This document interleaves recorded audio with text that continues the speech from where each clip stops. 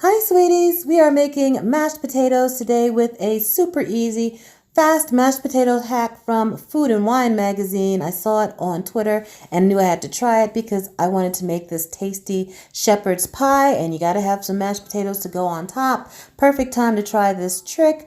I put some potatoes in water, start with cold water, a little salt, put it on the heat and cover it.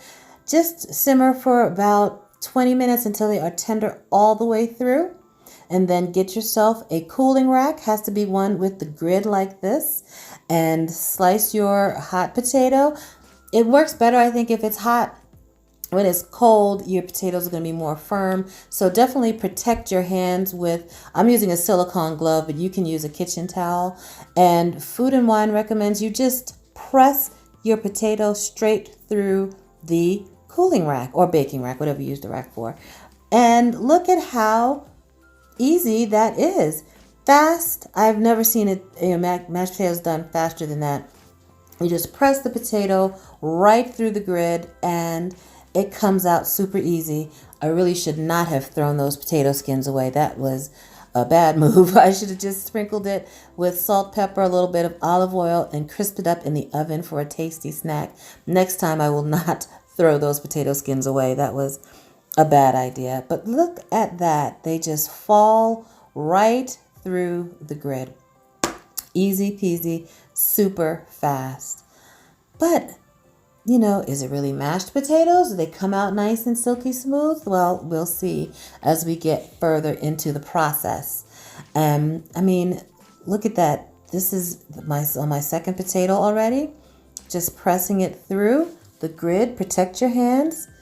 And the potato falls straight through, leaving the skins perfectly clean. Like, look at that. I was amazed. Yeah, see there, save those skins. Look at how clean they come off. Just almost no potato left, just the skins. And like I said, you can still eat those skins. It would be a great snack with just a little seasoning. Even a little Parmesan cheese on there would be good on the potato skins for a nice little chef's treat. So press them through the grid and just pull them off. Voila, done. And then you just have to remove any potato that got stuck to the rack. And actually, this is a non-stick rack, so not much stayed on there. That was pretty impressive. Then you can just mix in your butter, put some cream. I'm using half and half because I always have half and half for my coffee. I don't always have heavy cream for mashed potatoes, but half and half, it'll be a little less rich, but with the butter in there, it's going to be just fine. So pour a little bit, half and half, just to get it to the consistency that you like it.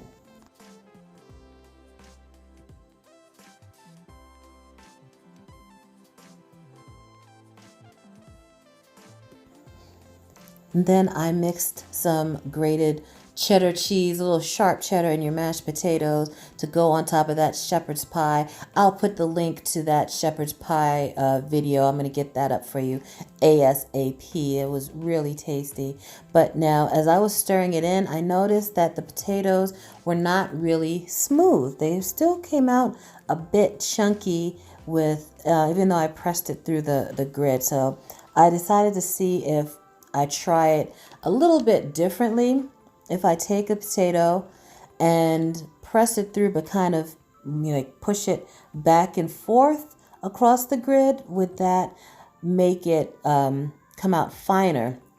And it does come out a bit finer, but then the skin breaks up more than it does when you just press it straight through. And some of the skin fell through into the mashed potatoes, which, I don't mind with the little skin getting in the mashed potatoes, a little bit of that potato skin in there.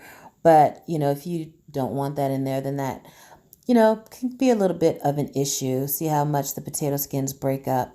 And then it's more difficult to save it for snacking because it gets kind of mangled up in there. But it definitely comes out at a finer texture. Still not silky smooth like if you put it through a potato ricer.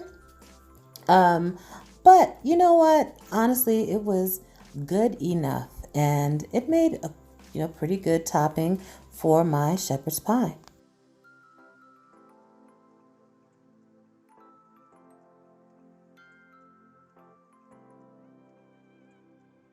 Here's a bit of a better view so you can see the texture of the mashed potatoes. It's still a little bit on the lumpy side, but it was tasty. Put a little salt in there, and then that finished shepherd's pie. Oh, it was so good. And I will put the link to the recipe for that. Thank you so much for watching. Please subscribe to Sweet Savant. Have a delicious day. Hit that thumbs up too. Thanks so much.